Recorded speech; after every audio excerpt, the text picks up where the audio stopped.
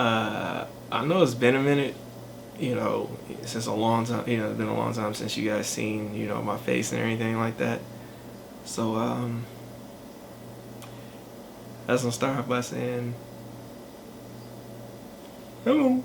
I wasn't even gonna make this video today, to be honest with you. This is gonna be a video just letting y'all know where we stood in terms of like content and what's to come out, you know, going forward.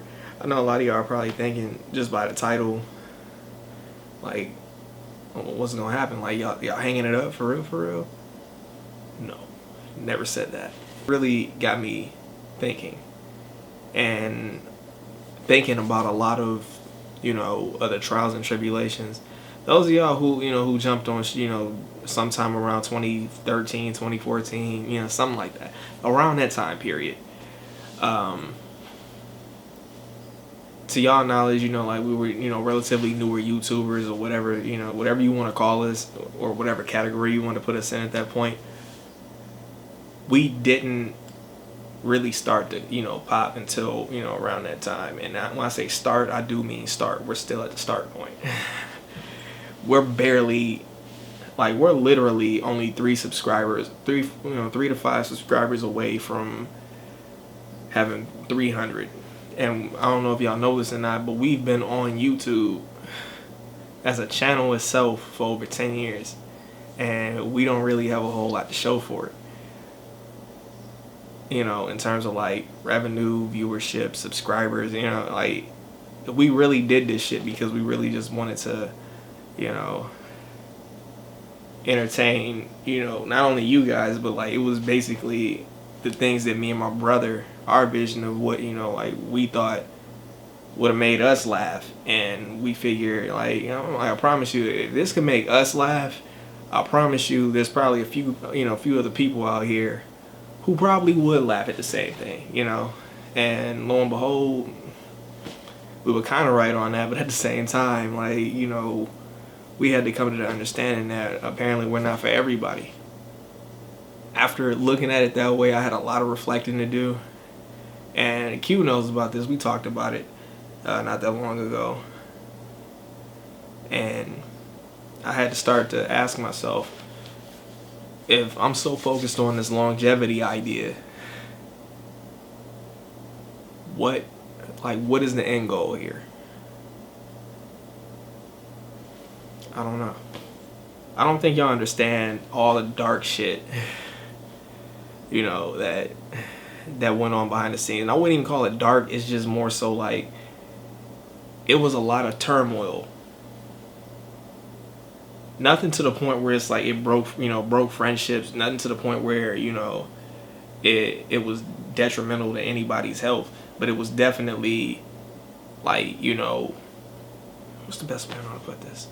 Like mental turmoil. You know what I mean by that? Everybody in this group has something to bring to the table, you know, and everybody that's a part of this in some way, shape, or form that is aware of that are also aware of the fact that they have their own lives to live. You know, I can't fault them for that, and they don't fault me for that, because, you know, a lot of this does, you know, sorry, I got a lot of hair, so I shed and shit. Like, y'all see this shit. It does fall on me as well, like just as much as anybody else's responsibilities, you know, falls on them. And again, me being who I am, I'm not gonna, you know, throw them into a box because of the shit that, you know, they go through. You gotta remember, a couple of these guys in this group are fathers, you know, and they got, you know, kids they gotta take care of. Addison, y'all know him as Skeeter. Yeah, that right there. He's got his own thing that he's working on, but it's like me and him stayed in touch. You know, he's letting me know that he's gonna get as many of these skits as possible that he can get from afar. Because mind you, everybody that's in the group doesn't, you know, like hell, like for those of y'all who probably don't even know this, me and Q don't even live in the same city no more. You know, me and my brother are like, we're close, very close, but we got our own lives to live. And to be fair, I encouraged my brother to take the opportunity to make more money, to do what he felt was best for him. Everything that I thought, you know, would get us to that point we fell short of that every single time. Like, don't get me wrong, we had a few good moments. Like, for those of y'all who've been rocking with us for a minute, y'all know about the radio interviews. Mind you, the only reason why I even got that interview was because the people who I was like, mind you, I was getting filmed that day, but everything that you saw, how I was getting filmed and how, you know, all of that other shit, you know, like how the dynamics were, it almost looked like the Breakfast Club and shit like that. I was filming originally for them. They were interviewing, you know, rappers and, you know what I mean, like, and, you know, to a degree they kept, you know, they got tired of, you know, interviewing rappers, you know what I'm saying? Like, they wanted to interview some singers, they wanted to interview some actors, they wanted to interview they wanted to interview people other than just people who were involved in music. So one of them knew about me and my brother doing our sketch comedy shit. I didn't even ask to I didn't even ask, like, hey man, if you want to interview somebody else, you got me. And no bullshit, one day he just came to me and he was like, hey bro, like, yeah, like, we want to interview you and your brother. And I was like, for real? And no bullshit, not that long after that, we had a newspaper interview. So we were getting some form of recognition that was being released. I was in awe because I'm like, damn. I was one of those kids. I was one of those kids who grew up who didn't know what they were good at, who couldn't figure out why it's everything else seems so easy for everybody else to obtain, and like how, you know, minuscule my life felt compared to everyone else's, because I'm seeing all the, and mind you, they teenagers, you know what I mean? These ain't even adults yet. You know, you got people who are in this school basically groveling to these motherfuckers.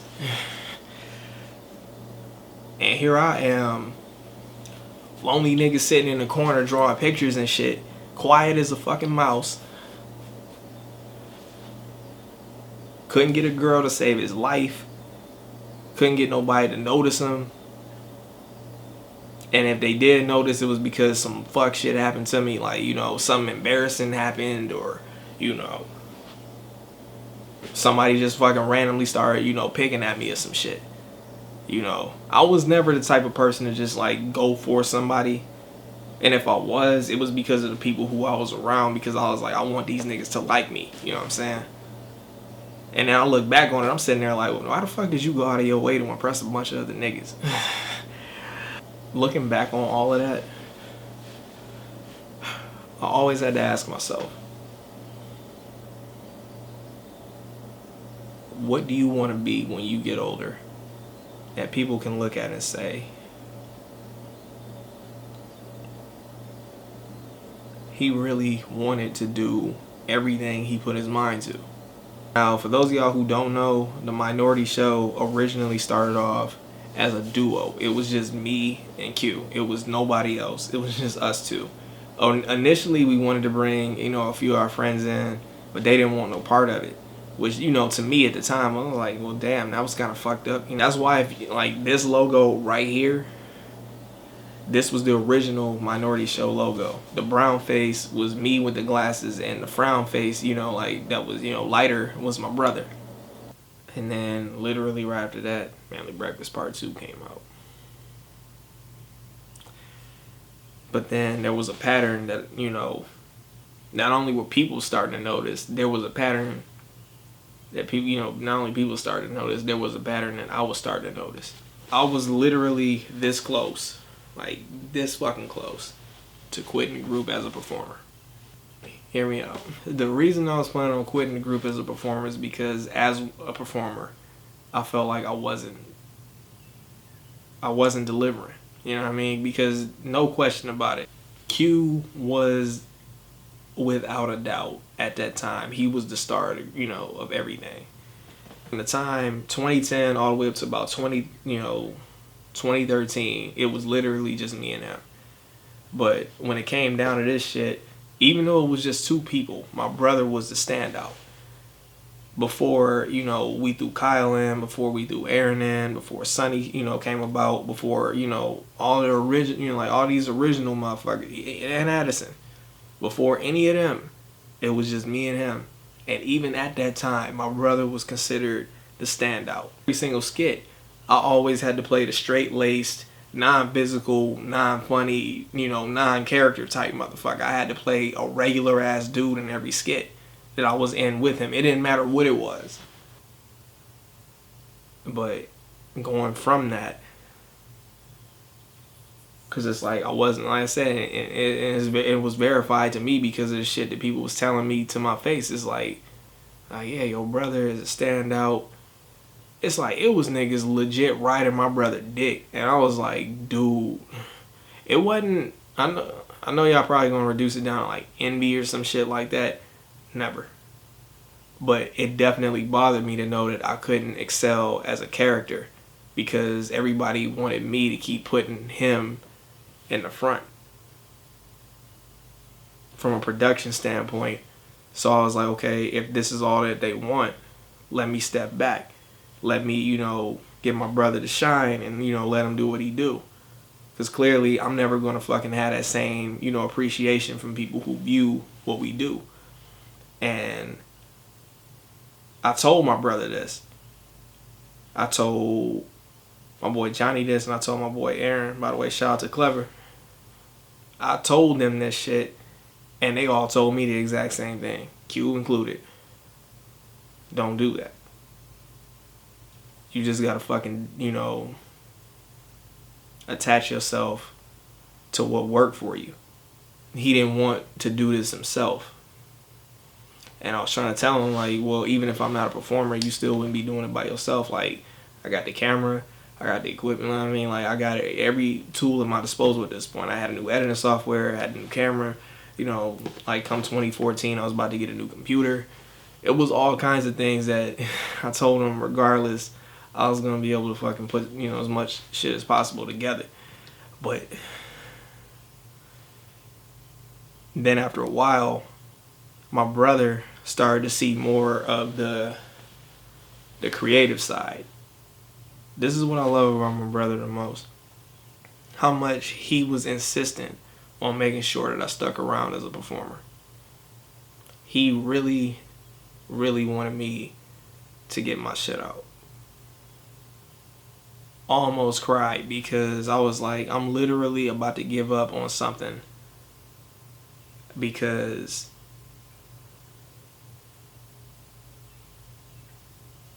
I'm viewed as less entertaining. Let's keep it all the way 100. My brother is a motherfucking monster. We gotta throw that out there. My brother is fire when it comes to this shit. Y'all watch his gaming channel. Y'all have seen the shit that he's done on his channel. Y'all know, like, I don't think y'all know this. My brother is a very, very, very, very intuitive, funny ass. Like, this nigga is smart as fuck. Like, this is where he fucking live. At rapper skit, it almost didn't happen that way because that was around the time I was planning on tiptoeing out as a performer. So my brother was insistent on us doing the bathroom scene. The bathroom scene that y'all know of where I'm, shooting the deuce. And my brother busts in with his, with the bullshit that his character was spitting. And I'm sitting there just looking at him like, y'all know what I'm talking about. And he chased me out of the bathroom pretty much. And I'm telling you right now, it took us 8 takes to get through that scene. It was almost impossible because this nigga had us cracking up the whole fucking day. Matter of fact, if you go back and watch the end of that video, like, that's why it was so difficult for all of us to keep a straight face in that fucking video, because we was laughing so hard the entire time we was filming that shit. In the end of that video, after Kyle shoot him in his leg, Quentin said some shit, and you can see a silhouette running in the background where somebody, it clearly looked like somebody was running. That was Kyle, because he was about to bust out laughing because he was listening to shit that Q said. I say all that to say this is, like, you see the resiliency that my brother had to help make sure that somebody who he's close with is going to continue this with him. Damn. looking back on, like I said, like looking back on that, this nigga is the best friend I've ever had because he really didn't want to see me fall. So a dude who was clearly getting a lot of, you know, attention from this shit didn't want to be selfish to the point where he was like, give it all to me and I don't care who the fuck I gotta push out of the way to keep it going. He was like, nah, like he do this too. So let's bring him in. Like, there are a plethora of skits that never fucking made it. Some of them were actually filmed. And I feel ass about that. Some of those I was able to, you know, like salvage and recover somehow. I don't know how the fuck I managed to make it happen, but some of them I was able to salvage and, you know, put back out. Y'all saw it in a little, you know, collection skit that I put out a couple years ago. But that was pretty much it. Those were scenes from some skits that we shot that never fucking got put up. All because we was trying too hard. You know what I'm saying? I apologize to y'all. Like, I really do, because I feel like some of this stuff could have worked. It's just we had to, like, I could have figured out a more creative way to make that shit work. That's when the character Skeeter was created. Now, some of y'all probably don't know. Like, fuck that. All of y'all probably don't even know this. Skeeter was not originally supposed to be the character for Addison. That was originally going to be my first character. But I've been around Addison for so long and I knew what type of, you know, character he really was. So I was like, you know what? If I could think of this, I can definitely think of something else.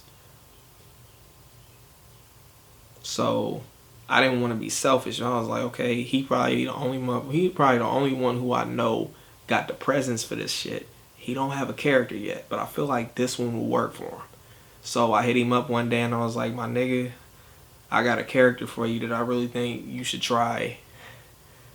You should try, you know, like try to play around with. Lo and behold, Skeeter became a favorite. Like, cause he was taking his time to, you know, perfect that, you know, and he had his own shit that was going on, you know, like in his personal life. So I wasn't rushing him with that. I was like, bro, like I got an idea for you. But before that happened, remember the character that I play now, Grandpa. That's when that happened. People want to know where the noise comes from. It came from aggression. You know what I mean? Like me being creatively frustrated for such a long period of time, basically making y'all wait for a lot of shit that, you know, cause like, and this is one of, like, it's a pro about me, but it's a con at the same time. I'm a perfectionist. Like, I try to get, that's why I'm super critical of a lot of the shit that we put out. You know, there's a reason a lot of shit doesn't come out. Even when I say it's supposed to come out, I'll find some shit and I won't like it. And I'll be like, man, I really don't like how that looks. But even with me being a perfectionist, it ain't getting me nowhere. You know what I mean? And I'm like, and I'm getting sick of that. You know, but I also don't want to be one of those guys who just puts something out real quick and just goes, okay, well, here you go. Can't be that guy. You know, I really, really take this shit serious. The next thing I know, the character was so good. Like, between that video and the first ever WTF skit that we ever put out, them videos was neck and neck with each other. Them was the only two videos that we had that was competing with each other for most viewership. And they both came out around the exact same time. And right then and there, that's when the flame was ignited.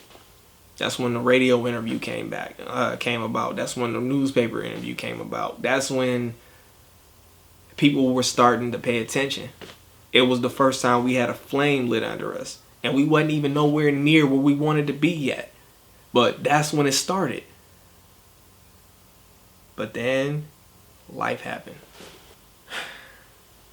I was only in school part-time and I was working part-time. That wasn't enough. That's why every single time you saw us shoot a skit, we was at our parents' house. Once, you know, 2014 ended and, you know, shit like that, we started doing videos outside of the house. We started doing videos in other locations, like the WTF #2 skit. Ironically, is named that. That's when the clinic was birthed. It was literally just, the clinic was birthed just basically through bullshit between my brother and Sonny. And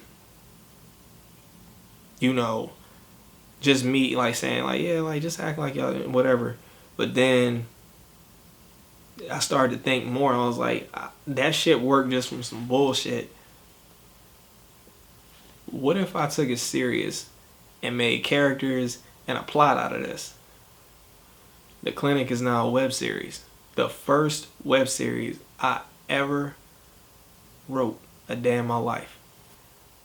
It's so much that I could, you know, go on and on and on about, but remember, like I said, life happened. And because of life happening, it slows so much down. And mind you, like I know I don't particularly look it, but nigga, at the end of this year I'm gonna be 30 years old, man. I started doing this shit as an amateur when I was 18 and didn't start doing it professionally until I was about 23. And even after all of this, I have more shit that I really want to do. So for those of y'all who were wondering why you don't see as much consistency from us, is because a lot of us don't live around each other no more. A lot of us, we're grown men. We got lives to live, man. But we all stayed in touch and we all still got the same goal in mind. We all want this shit to work. We all want this to be something bigger than what it is. So how do we do that? So frustrating because we feel like we could be doing so much more with it. But it's only so much we can do, man. It's like we all work full-time jobs. We all got something in our lives that are trying to keep us, you know, planted right now. To focus on that and nothing more than that. I'm done with that, man. I'm done. I'm done being restricted. I'm done being confined. Like I'm done with that. You know? And I've accepted the fact that I've looked at everything from the fucking flaws all the way up to the shit that actually worked. The shit that we could deem our successes. And we were satisfied with that at one point.